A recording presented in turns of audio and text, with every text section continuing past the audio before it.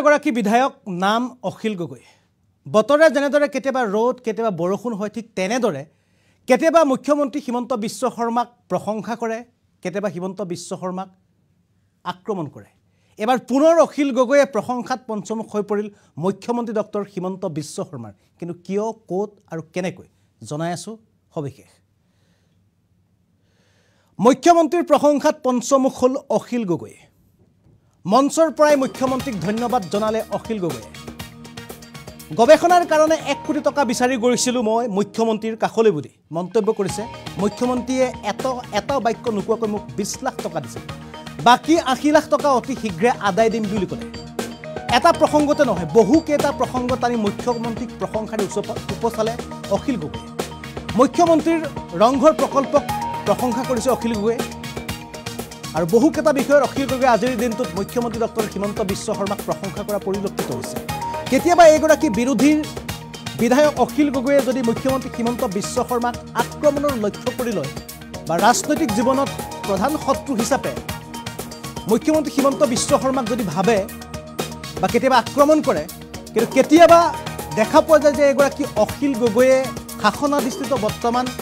বিজেপিৰ যিখন ৰাজ্য চৰকাৰ আছে তাৰ কেতিয়াবা যদি মন্ত্ৰী পীযুষ হাজৰিকাক প্ৰশংসা কৰে তাৰে কেতিয়াবা মুখ্যমন্ত্ৰী ডক্টৰ হিমন্ত বিশ্ব শৰ্মাক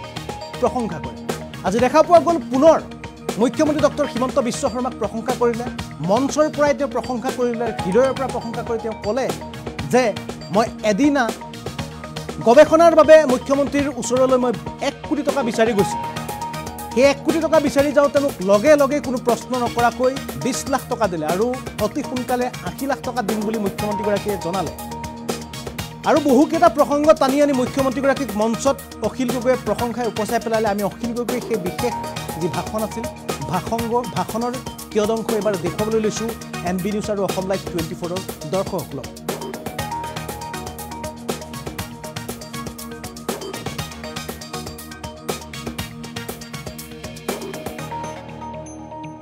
ডাঙৰীয়াক প্ৰশংসা কৰিবৰ কাৰণে মই এনেকৈ থিয় হৈছোঁ আমি সকলোৱে জানে যে এই ৰংঘৰ আমাৰ স্বৰ্গদেউসকলে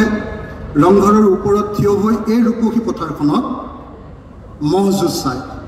এই ৰূপহী পথাৰখনত বিভিন্ন ধৰণৰ নৃত্য গীত চায় আৰু সেই ৰূপহী পথাৰখনতে এতিয়া শিৱসাগৰত আমি ৰংঘৰ প্ৰকল্প নামৰ এটা অতি বিতোপন প্ৰকল্প স্থাপন কৰিবলৈ লৈছোঁ আৰু এই প্ৰকল্পৰ সমস্ত কৃতিত্ব এই মুহূৰ্তত মই হিমন্ত বিশ্ব শৰ্মা ডাঙৰীয়াৰ ওপৰত অৰ্পণ কৰিব খুজিছোঁ ডক্টৰ হিমন্ত বিশ্ব শৰ্মাই এই যি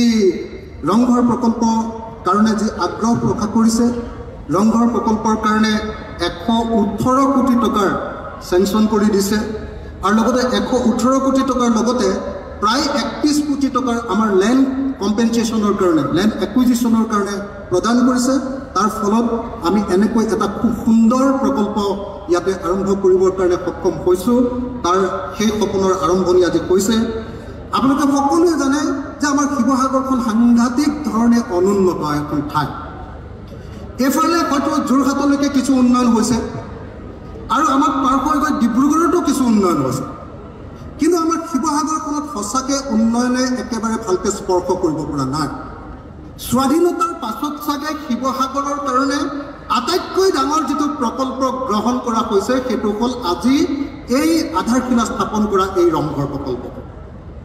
আৰু এই প্ৰকল্পটো সন্মানীয় মুখ্যমন্ত্ৰী ডাঙৰীয়াই এই প্ৰকল্পটো অনুমোদন দিছে গতিকে নিশ্চিতভাৱে এই সমষ্টিৰ বিধায়ক হিচাপে মই আজি সমগ্ৰ শিৱসাগৰবাসী ৰাইজৰ হৈ মুখ্যমন্ত্ৰী হিমন্ত বিশ্ব শৰ্মা ডাঙৰীয়াক অন্তৰৰ পৰা ধন্যবাদ আৰু কৃতজ্ঞতা জ্ঞাপন কৰিছোঁ নহয় জানো আমি সকলো শিৱসাগৰবাসী ৰাইজৰ পিনৰ পৰা ধন্যবাদ জনোৱা নাই জানো আমি সকলো শিৱসাগৰবাসী ৰাইজৰ পিনৰ পৰা জোৰকৈ এটা হাততালি বজাই মুখ্যমন্ত্ৰী ডাঙৰীয়াক ধন্যবাদ জনাবৰ কাৰণে কৃতজ্ঞতা জনাবৰ কাৰণে মই অনুৰোধ জনাইছোঁ দাদা একদম অন্তৰ ভৰা কৃতজ্ঞতা জনাইছোঁ ইমান ধুনীয়া এটা প্ৰকল্প লৈ দিয়াৰ কাৰণে আৰু মই আপোনালোকক আৰু এটা কথা ক'ব খুজিছোঁ অকল ৰংঘৰ প্ৰকল্প নহয় শিৱসাগৰক বিশ্ব ঐতিহ্য ক্ষেত্ৰ কৰিবৰ কাৰণে আমাৰ যি গৱেষণা চলি আছে মই মুখ্যমন্ত্ৰী ডাঙৰীয়াৰ ওচৰলৈ যেতিয়া গৱেষণাৰ কাৰণে 1 কোটি টকা এটা বিচাৰি গৈছিলোঁ মুখ্যমন্ত্ৰীয়ে এটা বাক্য খৰচ নকৰাকৈ লগে লগে 20 লাখ টকা এটা অনুমোদন দি কৈছিলে যে বাকি 80 লাখ টকাও তোমাক লগে লগে অনুমোদন দিয়া হ'ব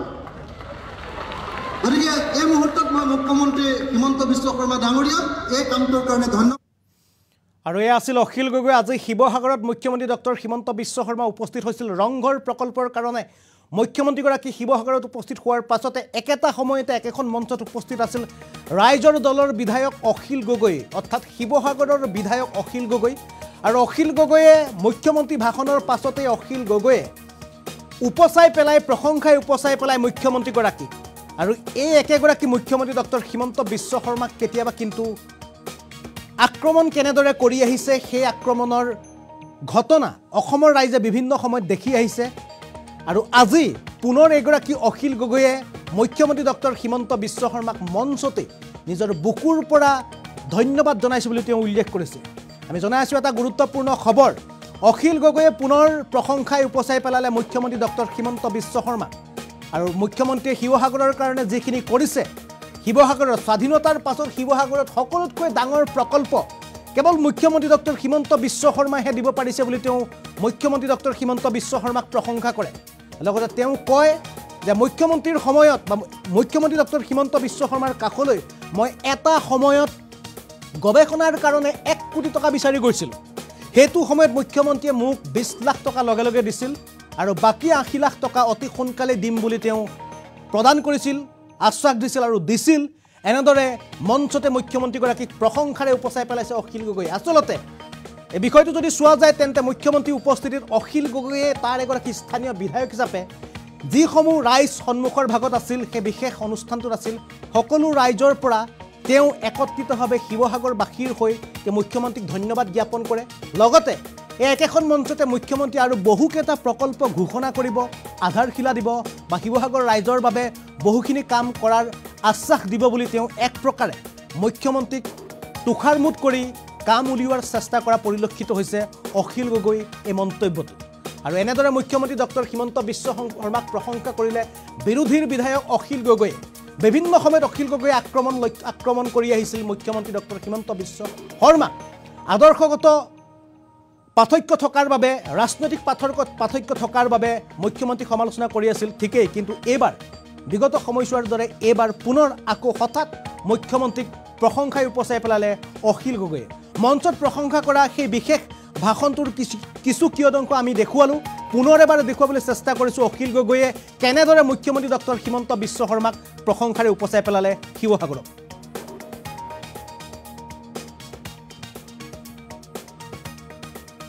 আজি আসলতে অসমৰ মুখ্যমন্ত্ৰী ডাঙৰীয়াক প্ৰশংসা কৰিবৰ কাৰণে মই এনেকৈ থিয় হৈছোঁ আমি সকলোৱে জানে যে এই ৰংঘৰ আমাৰ স্বৰ্গদেউসকলে ৰংঘৰৰ ওপৰত থিয় হৈ এই ৰূপহী পথাৰখনত মহ যুঁজ চায় এই ৰূপহী পথাৰখনত বিভিন্ন ধৰণৰ নৃত্য গীত চায়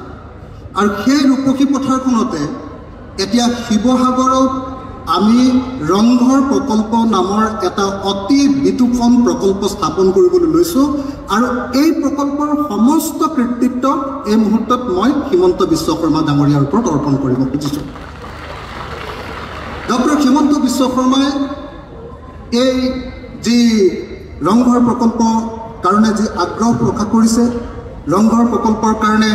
118 কোটি টকাৰ চেংচন কৰি দিছে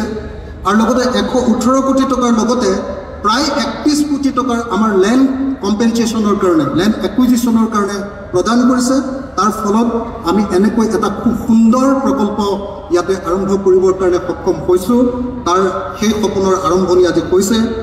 আপোনালোকে সকলোৱে জানে যে আমাৰ শিৱসাগৰখন সাংঘাতিক ধৰণে অনুন্নত এখন ঠাই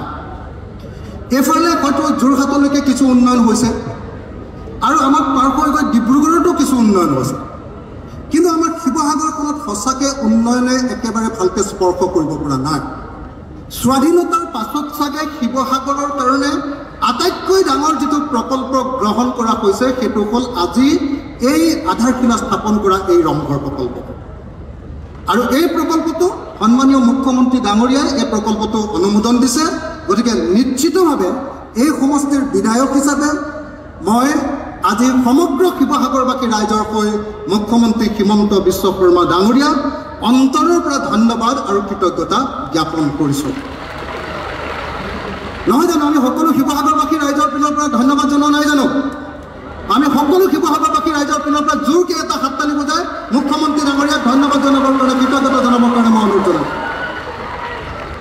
দাদা একদম অন্তৰ ভৰা কৃতজ্ঞতা জনাইছোঁ ইমান ধুনীয়া এটা প্ৰকল্প লৈ দিয়াৰ কাৰণে। আৰু মই আপোনালোকক আৰু এটা কথা ক'ব খুজিছোঁ, অকল ৰংঘৰ প্ৰকল্প নহয়, শিৱসাগৰক বিশ্ব ঐতিহ্য ক্ষেত্ৰ কৰিবৰ কাৰণে আমাৰ যি গৱেষণা চলি আছে, মই মুখ্যমন্ত্ৰী ডাঙৰীয়াৰ ওচৰলৈ যেতিয়া গৱেষণাৰ কাৰণে 1 কোটি টকা এটা বিচাৰি গৈছিলোঁ, মুখ্যমন্ত্ৰীয়ে এটা বাক্য খৰচ নকৰাকৈ লগে লগে 20 লাখ টকা এটা অনুমোদন দি কৈছিলে যে বাকী 80 লাখ টকাও তোমাক লগে লগে অনুমোদন দিয়া হ'ব। গতিকে এই মুহূৰ্তত মই মুখ্যমন্ত্ৰী হিমন্ত বিশ্ব শৰ্মা ডাঙৰীয়াক এই কামটোৰ কাৰণে ধন্যবাদ জনাইছোঁ। আজি আচলতে